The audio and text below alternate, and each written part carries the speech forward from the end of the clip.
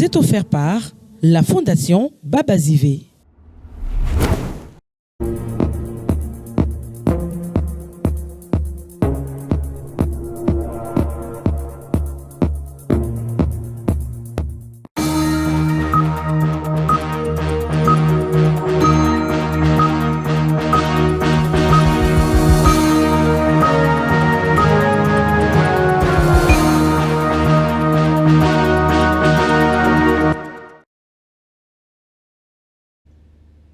Bienvenue mesdames et messieurs à cette nouvelle livraison des informations sur votre télévision. Tout d'abord, les grandes lignes.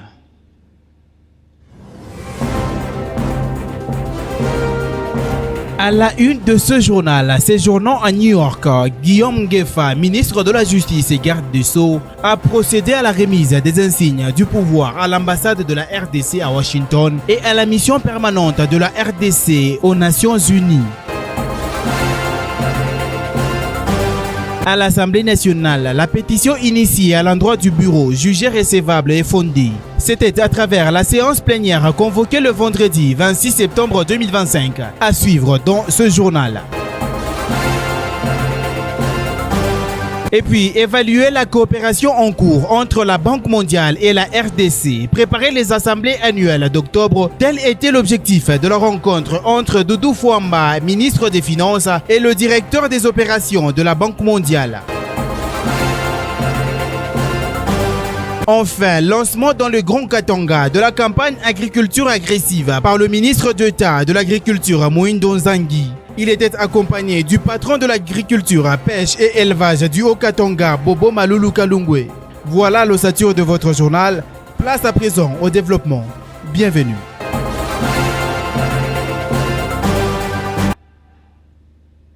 Une fois de plus, bienvenue à cette grande édition du journal. Premier titre, l'émission diplomatique et consulaire de la RDC doivent recevoir des sceaux sécurisés. À New York, le ministre d'État en charge de la justice et garde de sceaux Guillaume Ngefa a procédé justement à la remise des attributs importants de pouvoir à l'ambassade de la RDC à Washington et à la mission permanente de la République démocratique du Congo aux Nations Unies depuis New York. Regardez.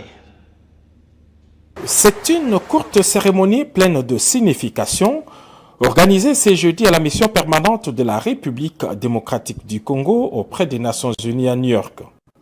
En réponse à la demande de la ministre d'État, ministre des Affaires étrangères, adressée à son collègue de la Justice, en vue de doter les missions diplomatiques des sceaux uniformisés, certifiés et sécurisés, le ministre de la Justice et garde des Sceaux, Guillaume Ngefa, a remis à sa collègue chef de la diplomatie ces nouveaux sceaux, qui les a transmis à son tour au chef de la mission permanente à New York, Zenon Mokongo, puis au chargé d'affaires de la RDC à Washington. Les sceaux officiels ont pour rôle d'authentifier les actes et documents de nos institutions, de nos services publics et de nos missions diplomatiques, pour assurer leur uniformité, leur sécurité et prévenir toute falsification.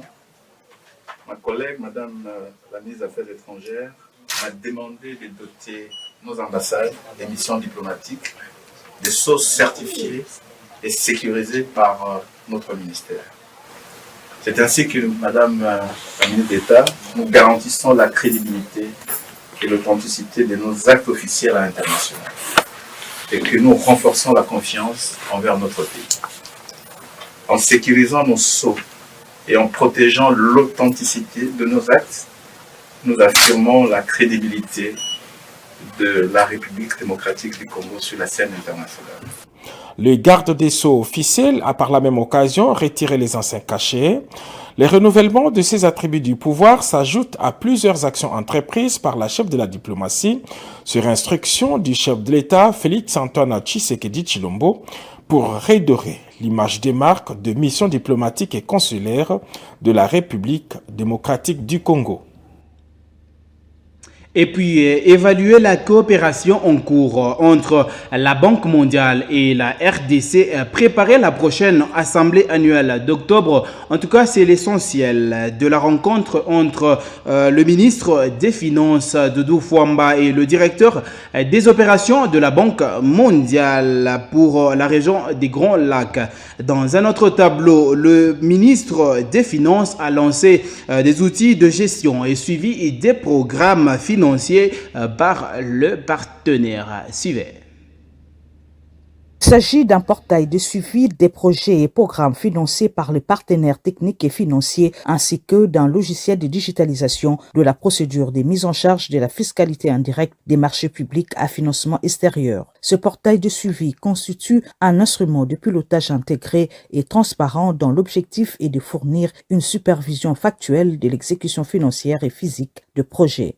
Le ministre des Finances, Doudou Fwamba Likunde Libotaï, salue le partenariat avec le FIDA pour la conception et le déploiement de ces innovations en insistant sur la nécessité d'un engagement collectif pour garantir leur succès. Ce tableau de bord se veut un levier de transparence, de coordination et d'aide à la décision.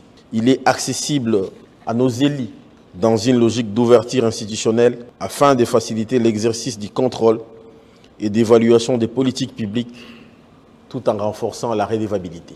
Avec le directeur des opérations de la Banque mondiale, Albert Zefak, les échanges avec l'Argentine nationale ont porté sur la consolidation de la collaboration, la mobilisation des ressources et la mise en œuvre des projets structurants tels que INGA et le corridor de Lobito, considérés comme des leviers de croissance pour la RDC. Toutes ces réformes qui sont actuellement en train d'être mises en œuvre, qui seront déterminantes pour la compétitivité de l'économie congolaise, et la mobilisation de ressources absolument nécessaires à la réalisation des projets structurants comme INGA et comme le Lobito Corridor. Cette rencontre a réaffirmé le partenariat solide entre la Banque mondiale et la République démocratique du Congo, orienté vers un développement durable et inclusif. À l'Assemblée nationale, l'audition du rapport et examen des pétitions contre quelques membres du bureau de la Chambre basse au centre de la plénière convoquée le vendredi 27 septembre 2025. Le rapport de la commission spéciale a été déclaré recevable et fondé. Cet élément de reportage nous en dit un peu plus.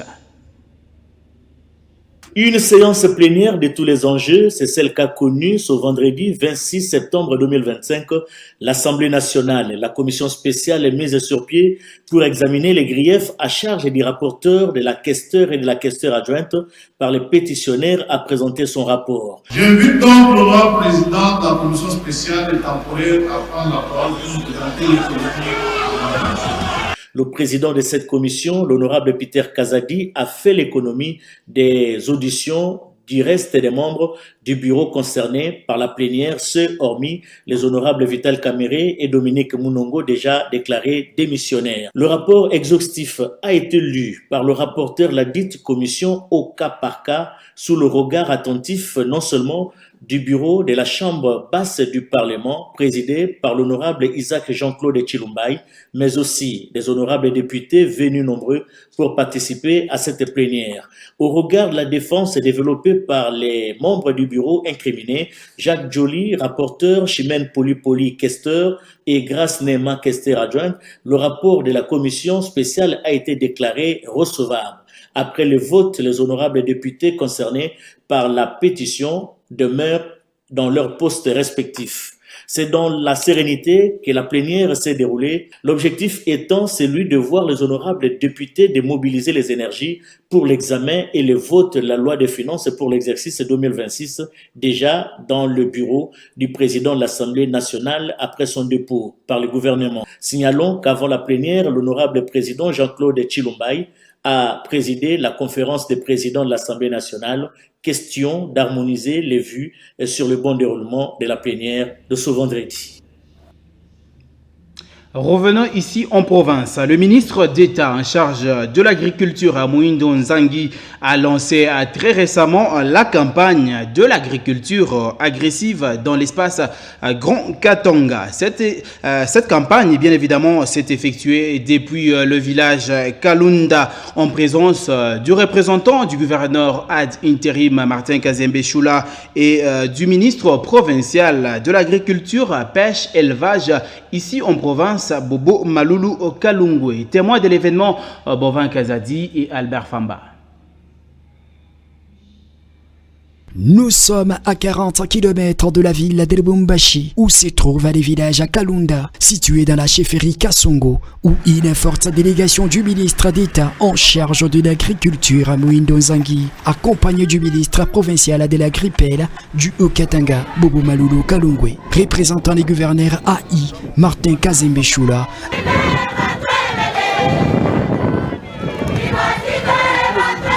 et plusieurs autres autorités du Haut-Katanga, dont l'honorable Mukweze Maloulou Magloire et Jimmy Ndombe Munyanga, ainsi que celles des différentes provinces, sont arrivés ici, précisément dans la ferme agro-pastorale Mouassa, où un accueil chaleureux leur a été réservé à travers 2 champs.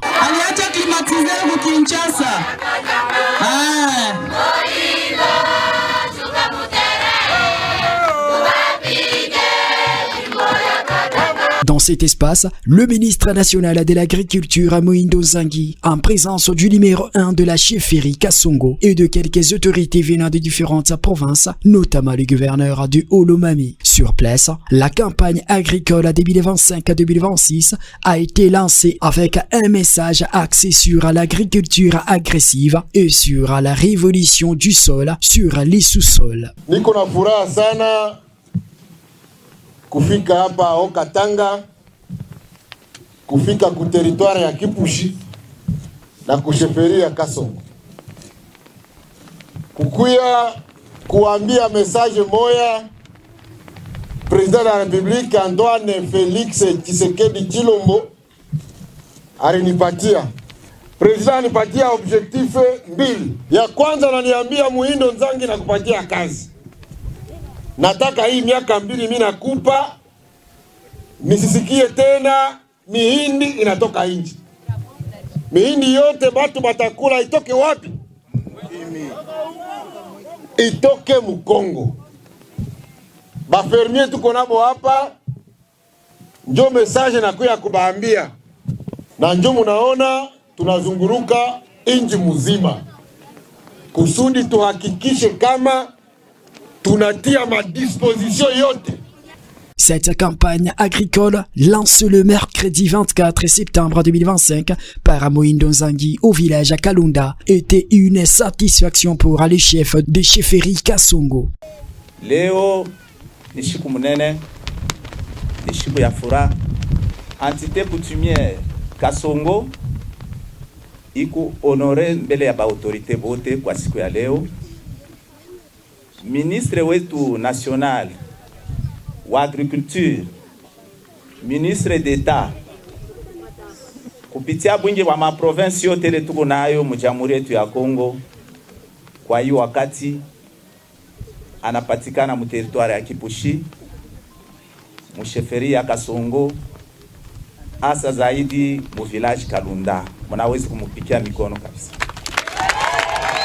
Excellence ministre de l'Agriculture, représentant wa baba Kazembe Choula. Kisina kia mkubwa yetu kutembelea hapa pa nafasi tuiko ni kazi ya kilimo. Ni kusema kupitia bulongo tuko batajiri.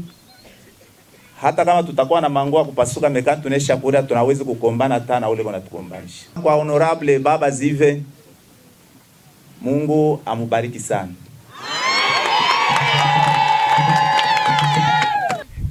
Kwa sababu ashifundishe bantu kufanya mavion, ashifundishe bantu kwanza kujua kucheza madansi fashi yote. Eko na kunja batoto ya chefferie Kasongo mashingo kubaonesha kugeuza burongo. Et en l'agriculture dans ses ambitions en province, Bobo Maloulou Kalungwe a de son côté appuyé cette campagne de l'agriculture agressive. Batoto ya chef de l'État Félix Antoine Tshisekedi Tshilombo, jambo yenu. Jambo sana. Jambo yenu tena. Leo tunapokelea bageni banene na mugeni munene sana mwetu mu province ya Haut-Katanga, tena plus précisément mu chefferie ya Kasongo, mu village yetu ya Kalunda. Tumupikie mbele chef de l'État mikono parce que ndio ali autorize kusudi ministre wetu d'État afike hapa. Chef de l'État wetu Félix Antoine Tshisekedi Tshilombo, on a compté sur les travailleurs. Cette cérémonie s'est poursuivie par une visite guidée de plusieurs variétés de produits champêtres, mais également l'élevage, accompagné de la pisciculture. Le ministre d'État de la Sécurité alimentaire, Mwindonzangi Butondo, était satisfait du travail des agriculteurs du Grand Katanga. Il a par cette occasion procédé à la distribution des tracteurs aux agriculteurs. Un geste qui a réjoui les bénéficiaires qui ont remercié les chefs de l'État, Félix Tshisekedi et Mwindonzangi, voire l'air ministre provincial de l'Agripel, Bobo Malulu Kalungwe. Personnellement, je suis merveilleusement ému et vraiment du geste que son Excellence vient de faire dans notre Grand Katanga ou bien le Haut Katanga précisément. Et je pense que la toute première fois que nous vivons cela, chose dite et chose faite. Je ne m'attendais pas à ça. Nous lui promettons de produire plus que les autres années. Avant de se rendre à la ferme Babazive, Mwindonzangi a donné la quintessence de sa mission dans les Hauts-Katanga. Les gestes que nous avons voulu poser aujourd'hui, c'était l'eau de 200 tracteurs que nous remettons aux agriculteurs du Grand Katanga. Donc dans ce lot, il y a un lot pour Tanganyika, il y a un lot pour les Lualaba, il y a un lot pour Olomami et un lot pour les Hauts-Katanga. Je voudrais bien dire le message du chef de l'État à tous les fermiers, c'est que maintenant là, la révolution agricole agressive a commencé. Nous avons un objectif de 2 ans. Dans 2 ans, nous devons avoir atteint notre point d'autosuffisance alimentaire pour ce qui concerne le maïs, le riz, pour réduire notre dépendance au maïs qui vient de la Zambie. Après quoi, le ministre national de l'Agriculture, Mwindonzangi, a visité la minoterie de la ferme Babazive. Ici, il a été accueilli par la présidente nationale de la Fondation Babazive, le leader Kipushi, l'honorable Mukweze Malulu Magloire. Une grande minoterie qui produit plus de 500 sacs de farine de maïs par jour à l'aide de l'énergie solaire bien installée. Zedza Milling est la marque de cette farine de qualité, apprécié par le ministre national de l'Agriculture. Mwindonzangi et sa délégation ont visité l'élevage des bovins et caprins de la ferme Babazive aux côtés du ministre provincial de l'Agripel, Bobo Malulu Kalungwe, des honorables députés Mukweze Malulu Magloire et Jibintombe Munyanga et tant d'autres. Et c'est par cette visite à la minoterie de la ferme Babazive que le ministre d'État en charge de l'agriculture et sécurité alimentaire, Mwindonzangi, a dit au revoir aux habitants du village Kalunda.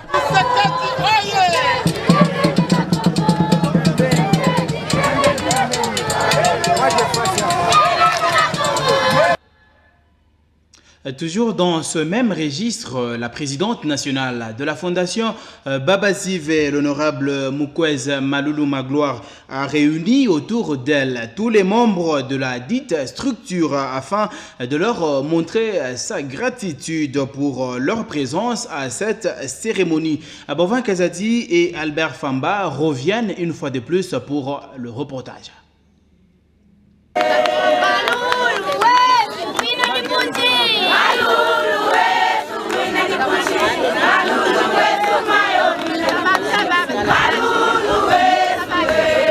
Mobilisé comme un seul homme, le membre de la Fondation Babazive de la chefferie Kasongo du village Kalunda ont été en mouvement afin d'accueillir chaleureusement son Excellence Mwindonzangi Butondo, ministre d'État de l'Agriculture et Sécurité Alimentaire. Tous, jeunes et vieux, bien motivés et vêtus aux couleurs traditionnelles de leur fondation, aux côtés de leur présidente nationale, Mukwege Malulu Magloire. Le drapeau de la Fobazi ont flotté plus haut, accompagné de chants et d'une forte ambiance pour manifester l'accompagnement de leur structure au ministre national de l'Agriculture, Mohindo Nzangi, et sa délégation, ainsi qu'à leur président fondateur, Bobo Malulu Kalungwe, Sansama Kamunyonge, dit Babazive.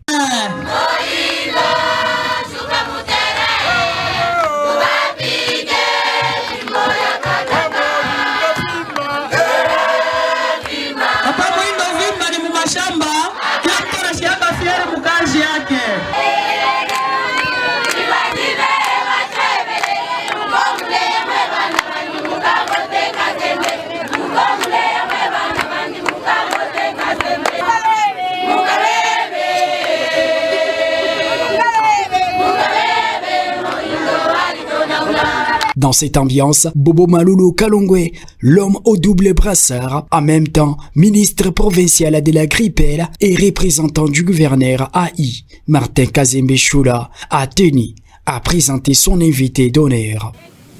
Ministre national, anapanda avion, anacha biro ku Kinshasa, anakia mu Lubumbashi, mu mafashi ya bien, anasema barimaji babyakweri banakalaka ni mumashamba mwa mikini. Ni kweli ni bongo? Ni kweli ni bongo? Bongo? Bongo? Parce que barimaji banapasa kujiretrouver ni mamikini. Na aba ba grand fermier bote beko hapa. Tutarima. Muku banguvu. Parce que hata masheferi yote ta ma election. Sheferi litosha mavua ya mingi ni Sheferi Kasongo. Ile mavua ilimupitisha na chef de l'etat. Mulipike mbele mikono watu wa nguvu. Mtu wanapenda shebote. Twende kumashamba. Tulime mashamba. Tukimbishe njala shebe yenyewe. Nitamshiramisha Excellence Honorable Mohindo Nzangi. Asimame yenu mumpike mikono na vikelekele.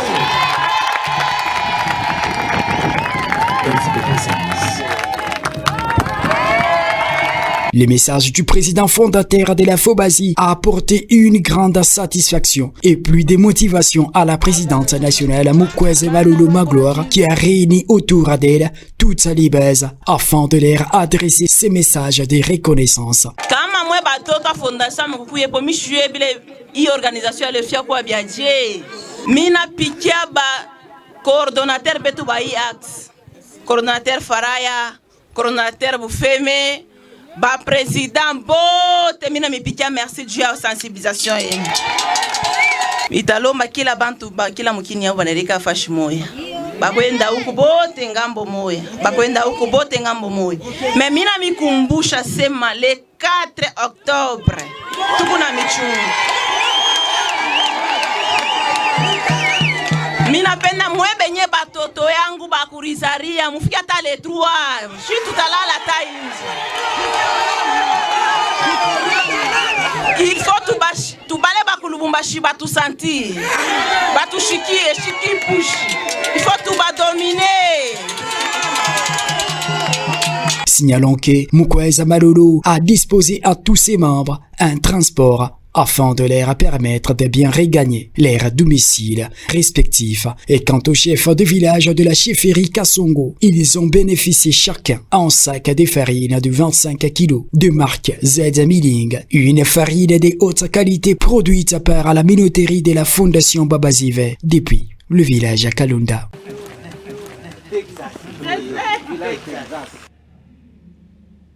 Et puis, redynamisation et remise sur le rail des membres de la fondation Babazive. Tel était l'objectif de la réunion présidée par l'excellence Bobo Malulu le vendredi 26 septembre 2025 à l'espace à la Fleur 3. Étaient conviés à cette rencontre les responsables de toutes les structures de la Fobazi. La célébration du 14e anniversaire était également passée en revue. Reportage.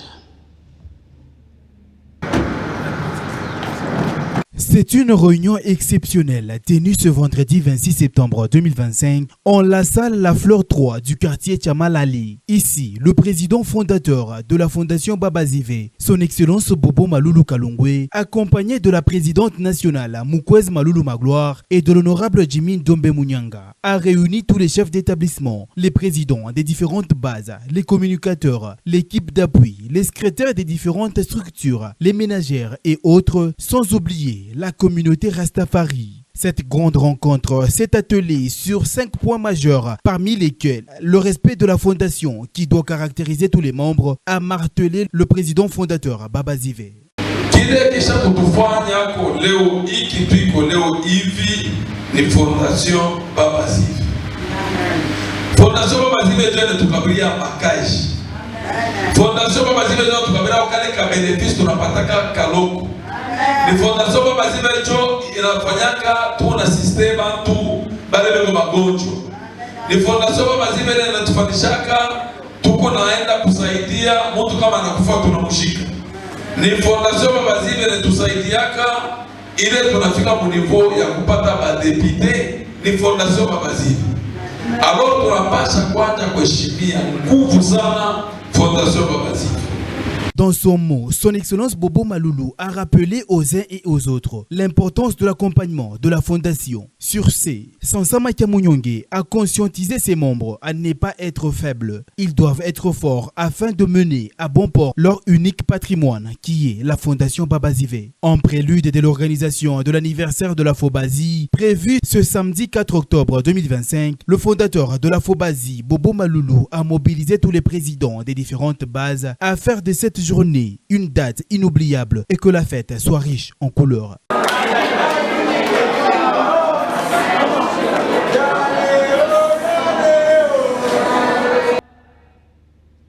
Mesdames et messieurs, place à présent à l'actualité sportive.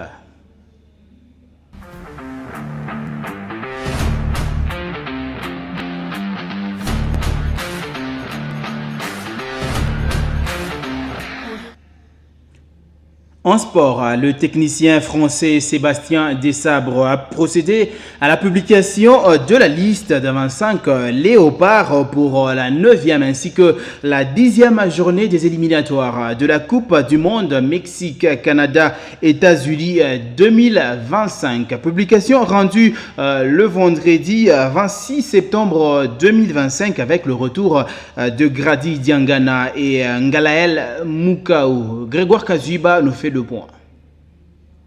Le vendredi 26 septembre 2025, les sélectionneurs nationaux de léopards de la République démocratique du Congo, Sébastien Desabre, a publié la liste de 25 joueurs en prélude des éliminatoires de la Coupe du Monde 2026. Il s'agit d'une convocation pour les rencontres restantes de ces éliminatoires de la Coupe du Monde 2026 où les léopards affronteront les éperviers du Togo le 10 octobre 2025 à Lomé, la capitale togolaise. Et enfin, le 14 octobre, soit 4 jours plus tard, la République démocratique du Congo recevra l'équipe soudanaise à Kinshasa, au stade de Martyrs de la Pentecôte. Deux rencontres cruciales où les léopards de la RDC courent derrière la qualification de la Coupe du Monde. 51 ans après, le drapeau de la République démocratique du Congo veut flotter lors de la Coupe du Monde de 2026. Sur cette liste publiée par le technicien français Sébastien Desabre, l'on note l'absence de Yohan Wissa due à sa blessure contractée lors de la rencontre face au Sénégal et s'est fait remplacer par Afimiko Pouloulou qui peut-être jouera pour la toute première fois en officiel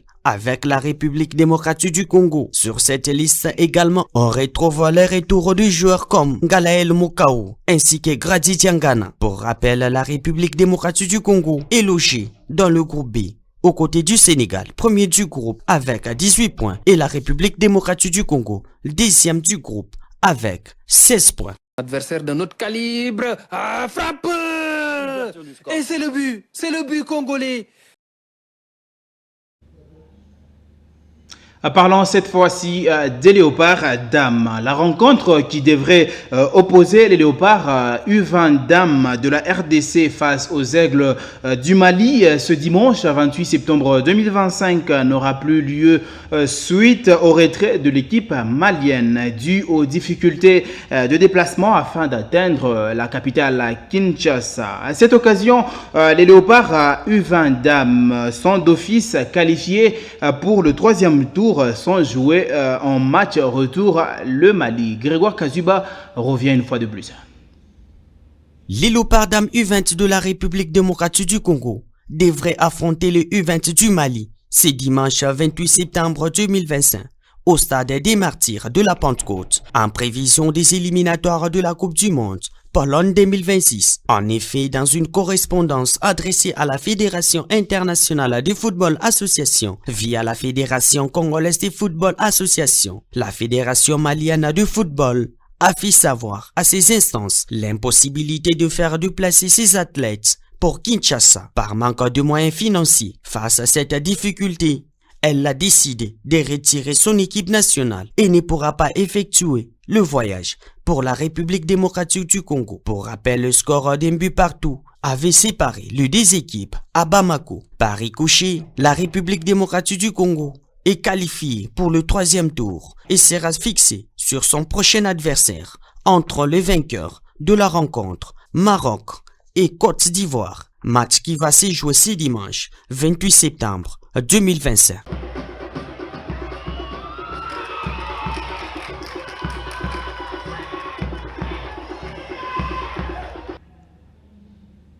Cette autre actualité avant de passer à la page internationale, c'est une belle opération des deux représentants congolais aux interclubs de la CAF. Le FC Saint-Éloi Lupopo vient de s'imposer face à El Meriak du Soudan sur la note d'un but à 0 alors que Maniema Union vient de s'imposer face à Pamplemousse Sporting Club 2 buts contre 1. Mesdames et messieurs, poursuivons ce journal avec la page internationale.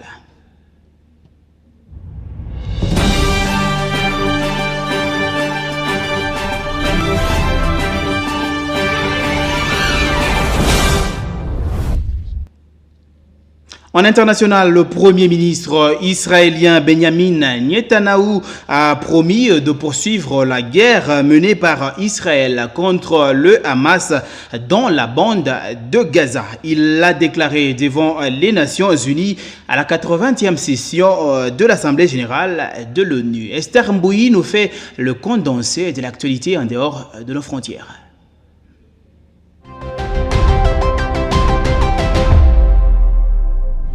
Bienvenue à cette ronde internationale. Le Premier ministre israélien Benjamin Netanyahu exprimant vendredi devant les Nations Unies a promis de poursuivre la guerre menée par Israël contre le Hamas dans la bande de Gaza. Netanyahu a énuméré les victoires israéliennes contre le Hamas et d'autres groupes militants soutenus par l'Iran dans un discours qui détaillait les actions du Hamas le 7 octobre 2023 lorsque le groupe militant a attaqué Israël tuant 1200 personnes et prenant des otages dont 48 sont toujours détenus à Gaza. Selon les chiffres israéliens, près de 700 000 Gazaouis, soit près de 3/4 des millions, ont déjà répondu à nos appels et se sont réfugiés devant des zones sûres, a déclaré Netanyahu. Est-ce que nous leur dirons de partir? Si nous voulions commettre un génocide, nous essayons de le faire partir et les Hamas essaient de les retenir. Netanyahu a prononcé un discours provocateur malgré l'isolement international, croisant donc il fait l'objet en raison de son refus de mettre fin à la guerre dévastatrice à Gaza, affirmant qu'Israël ne céderait pas sous la pression. Il s'est exprimé après que des dizaines de délégués de plusieurs pays aient quitté en masse la salle de l'Assemblée générale des Nations Unies au moment où il commençait son discours, réagissant aux récentes décisions de certains pays de reconnaître l'État palestinien. Netanyahu a déclaré que cela encouragerait les terroristes comme les Juifs et d'autres populations. Et aux Seychelles, les Seychelles, fragiles paradis touristiques, voient leurs élections influencées par des affaires de corruption et la controverse autour d'un hôtel sur l'île des Assomption. Les citoyens voteront samedi pour élire le président et les membres du Parlement, un scrutin déterminant pour l'avenir social, économique et écologique de l'archipel. Le président sortant Wavel Ramkalawan espère conserver son poste face à des candidats qui dénoncent des scandales récents et promettent une meilleure gestion de ressources naturelles pour faciliter la participation. Le vote anticipé a débuté cette semaine pour les personnes âgées et les travailleurs essentiels et les bulletins ont été acheminés vers les îles éloignées. Les enjeux sont cruciaux: préservation de l'environnement, lutte contre la corruption et les développements touristiques durables. Ces scrutins pourraient redessiner l'équilibre politique et social des plus petits pays d'Afrique, tant par sa population que par sa superficie. Et pour finir cette page en international, au Madagascar, le gouvernement de ce pays, île de l'océan Indien, a imposé un couvre-feu nocturne suite à des manifestations. La police a fait usage des balles en caoutchouc et des gaz lacrymogènes pour réprimer les manifestations contre les coupures d'eau et l'électricité persistante. Des centaines de manifestants sont descendus dans les rues pour exprimer leur colère face aux coupures de courant persistants qui privent souvent foyers et commerce d'électricité pendant plus de 12 heures. Les manifestants ont barricadé les routes avec des pneus enflammés et des pierres. Signalés dans plusieurs commerces, magasins d'électroménager et banques de la capitale, plusieurs stations du nouveau téléphérique du pays ont également été incendiées. Les médias locaux ont rapporté que 3 domiciles de personnalités politiques proches du président Andry Rajoelina avaient également été attaqués par des manifestants. Dans le province du pays, de troubles ont également été signalés dans le bureau de la Compagnie nationale d'eau et d'électricité, considérée par les manifestants comme la cause de problèmes du pays. C'est par cette note qui prend fin cette page en international. Merci de l'avoir suivi.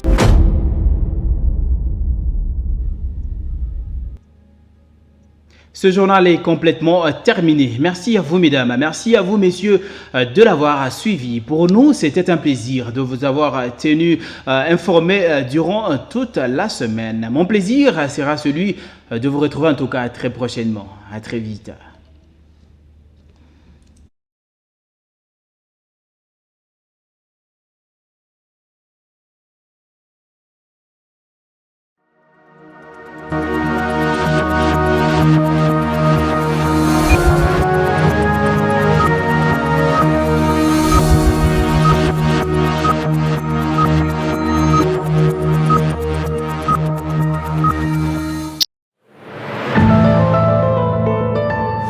Ce journal vous a été offert par la Fondation Baba Zivé.